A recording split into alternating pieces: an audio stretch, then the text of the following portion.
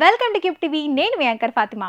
Paris Olympics 2024లో భారత్కు big shock తగిలింది. మహిళల 50 కేజీల విభాగంలో ఫైనల్స్ చేరిన వినేష్ ఫోగాట్ పై అనర్హత వేటు పడింది.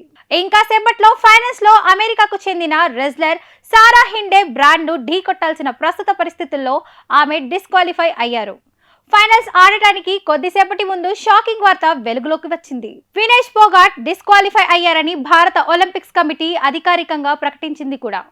ఓవర్ వెయిట్ అంటే అధిక బరువు కారణంగా వినేష్ ఫోగాట్ పై అనర్హత వేటు పడింది.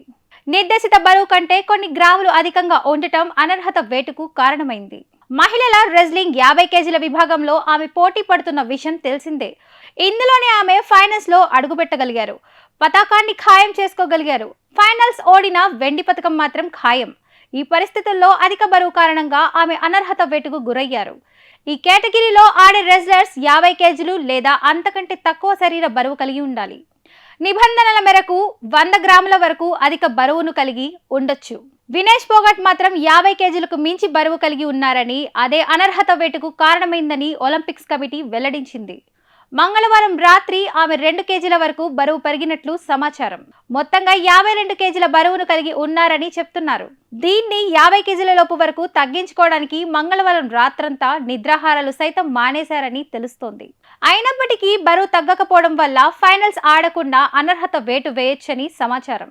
ఈ వ్యవహారంపై ప్రధాని నరేంద్ర మోడీ స్పందించారు. ఆమెను ఓదార్చారు. ఛాంపియన్లకే ఛాంపియన్ గా అభివర్ణించారు. దేశానికి గర్వకారకులని, ప్రతి భారతీయుడికి స్ఫూర్తిని ఇచ్చారని అన్నారు. ఫైనల్స్ ముందు తగిలిన ఎదురుదెబ్బ తనను కలిచివేస్తుందని పేర్కొన్నారు. మాటల్లో చెప్పలేనంత ఆవేదన కలుగుతోందని ప్రధాని మోడీ వ్యాఖ్యానించారు. సవాళ్లను ఎదుర్కోవడం క్రీడాకారులు, అథ్లెట్లు, రెజ్లర్లు కొత్తవి కాదని, ముందు ముందు మరింత గొప్పగా రాణించాలని ఆకాంక్షిస్తున్నట్లు మోదీ చెప్పారు. దేశ ప్రజలందరూ అండగా ఉంటారని భరోసా ఇచ్చారు.